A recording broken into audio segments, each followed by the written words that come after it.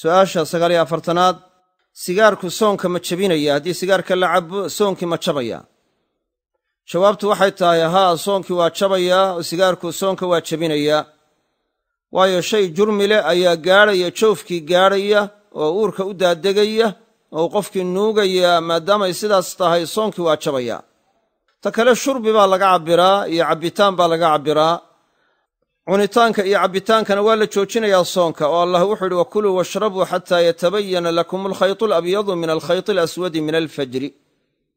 hawo keliyana ma aha marka waxa weeye sigaarku waa shay marka waxa weeye yacni jurmi leh weeye shaygaa jurmiga leh oo marka qofkii nuugaayo oo uurkiisa markaa u daadejinayo oo markaa uurkiisii gelaya maadaamay sidaas tahay cabbitaanna uu yahay shaygaa jurmiga lehna uurkiisii uu gelayo qasadkiisa wax ku dhacaya iyo doonitaankiisana ay tahay waxay noqonaysaa soonku inuu jabaayo ayay noqonaysaa marka waxyaalaha marka wax alla wixii cunitaan iyo cabbitaanana in layska daayo akli iyo shurbi oo dhan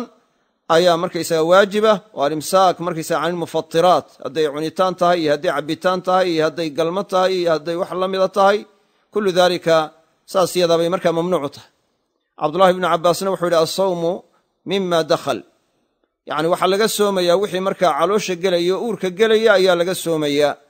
sigaarkanna waa wax markaa uurkii gelaya weeye sidaas aawadeed soonkii waa jebinaya wallahu aclam